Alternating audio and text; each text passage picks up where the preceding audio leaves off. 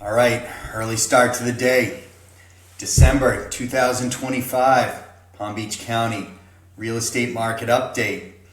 For this video, I'm going to combine townhomes and single family homes because we go by majority rule here, and enough of you emailed me and called me and asked me to combine it again. Not my preference, but hey, I live to serve you guys. All right, median sold price, $490,000. As I pointed out in the past, a couple of things. First, if you'll see, pricing is pretty level here, right? We're not dipping down like crazy, the way you may be reading in the media. However, median sold price isn't really that relevant in Palm Beach County. And the reason is we have extraordinarily high, expensive real estate.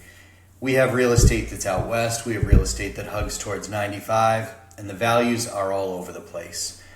We're not just kind of like a town out in Iowa where every house is the same and sells for around the same price, or we have tons of subdivisions and everything's pretty tight in price. Just not what we have here in Palm Beach County. So don't take a whole lot from it, but everybody asks me about it, so there it is. Median price, $490,000. On to what is one of the most important statistics. How many properties are actually being sold in Palm Beach County, right? Not a whole lot more matters than that. So here we are, 1,401 properties sold last month in Palm Beach County. Let's take a little moment here and talk about seasonality. I've gone through this a bunch of times before in my other videos, but this time of year, you really got to highlight it and point it out. So, if we go each year and we look at the low points of what would be each year, you'll see again and again, we're just going to see January across the board. That is our weakest month for sales. If you'll also notice the high months, March, April, May, we peak April, May. And then what happens? We come back down for the rest of the year until January. This happens every year in Palm Beach County. It's the cycle. Now, seasonality affects some properties and property types more than others. Primarily lifestyle real estate. If you're looking at a home in Palm Beach County on a golf course, a home in Palm Beach County on a waterway, or an equestrian property out in Wellington, you're going to see that the market is going to follow very much what this chart says, which is it's going to be incredibly active while season's here, right? While everybody's here and it's cold up north and they want to buy a second home down here, the market's going to get incredibly active for those types of properties. I live in Jupiter Farms. We really don't have seasonality in the farms because there aren't second homeowners that come out to buy here. We're pretty much year-round residents in my neighborhood. So, you apply this seasonality kind of with a grain of salt. If you are a buyer and you're coming to me in season and telling me you want to get some kind of a deal on a waterfront property, I'm going to tell you we got to wait the season out. Come talk to me in summertime. Come take a flight down in the summer because you're going to get a lot better negotiation. Pricing's probably going to be better, so that's how you use it.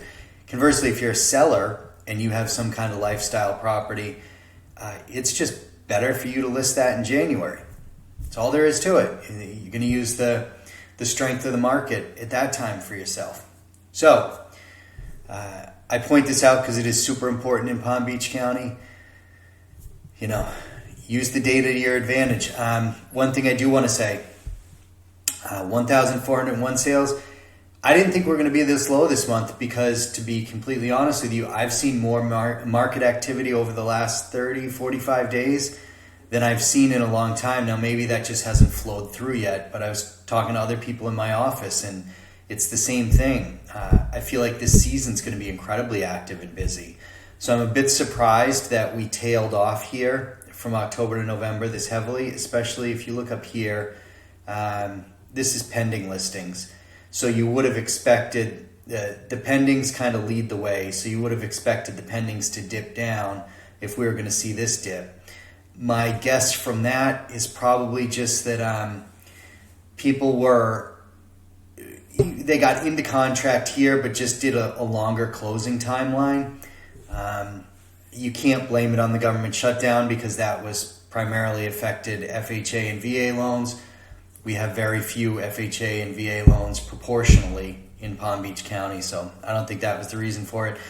I think it's something to keep an eye on because, as I said, we bought them in January, so we're not going to want to go too far below here in order to make it a weaker season than we've had over the last few years. So definitely something to keep an eye on. All right, sold to list price ratio. This basically tells you how far people are negotiating off of the original listing price of a property. Now, if somebody started off at $100,000 and decreased their price to $95,000 and sold at $90,000, that would be 10% here as a sold to price ratio because it's pegged to the original listing price, not any price reductions that happen thereafter. Who wants this number? Who wants the number higher? Who wants it lower? Sellers want to be up here, 102%. That means no matter what price you put on a property, you're getting more than your asking price.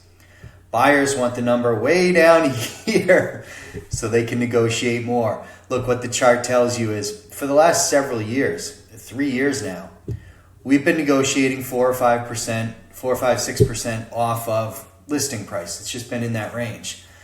This is to say, buyers, if you're able to negotiate more than 5, 6% off of listing price, 5 or 6% off of listing price, then you're getting a really good deal.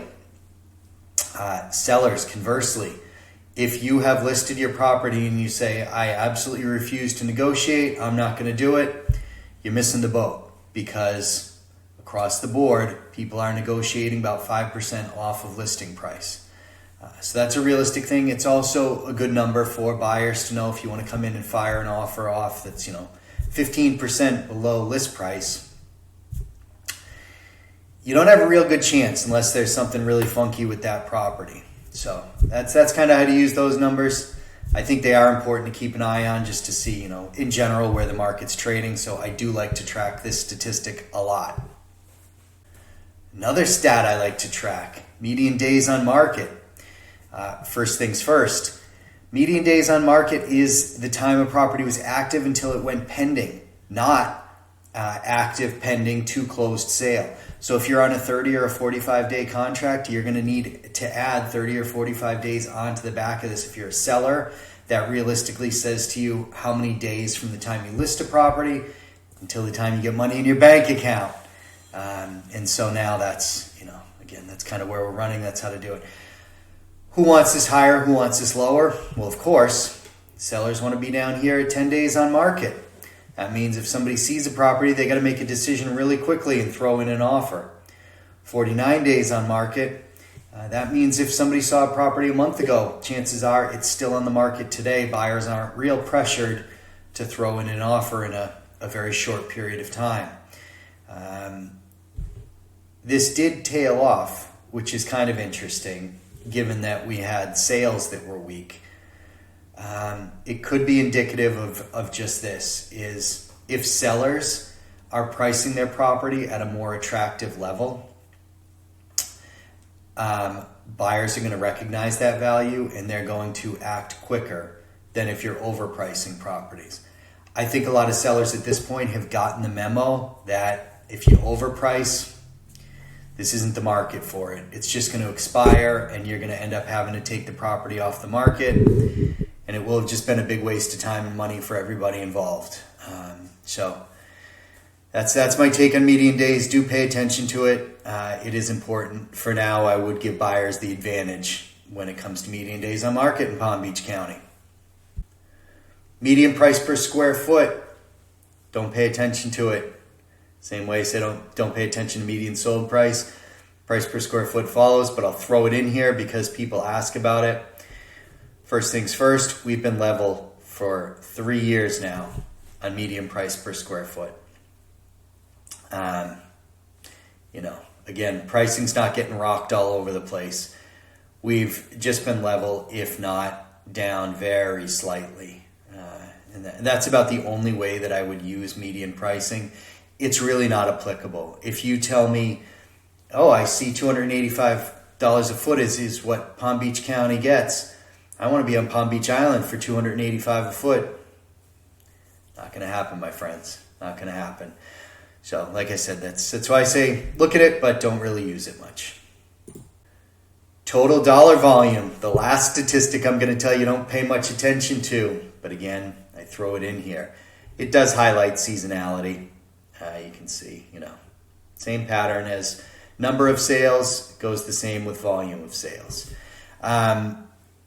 Look, the bottom line with this is if the higher end of the market decides to either participate or take time off, it's going to show up in this number. There was just a listing I saw yesterday. It came out at $125 million. If that gets sold, you're rocking this number. That one sale is rocking this number completely, right? So, again, you can look at it, but for Palm Beach County, don't put much stock in it. Last and final statistic, and the statistic that if you tell me I can have one statistic, this is the one I'm going to want to have. This is months of supply of inventory. This is supply and demand, folks, and really it tells the whole story of the market to me. Sellers want low supply. They want a month of supply. They don't want very much competition when they list their home. Buyers want a ton of supply. That supply is going to represent more choice for them, right? So, just at a glance, across the country, 6 months of supply is what is considered to be market neutral, favoring neither buyers nor sellers. Sellers markets come in when there's less than 6 months of supply. Buyers market when there's more than 6 months of supply. Now, here's something I do want to point out. This is just for the county, right? 6 months, 6.19 months of supply is across the county. When you talk to me, we're going to start to narrow you down to what town that you're looking for. And every town is going to be in a different marketplace right now. For example, Jupiter has 4.8 months of inventory.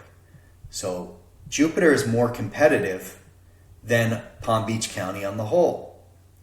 Palm Beach Island, almost 13 months of supply. Completely different animal, right? But you have a lot more supply over there. Next one down is West Palm Beach, 7.5 months of supply.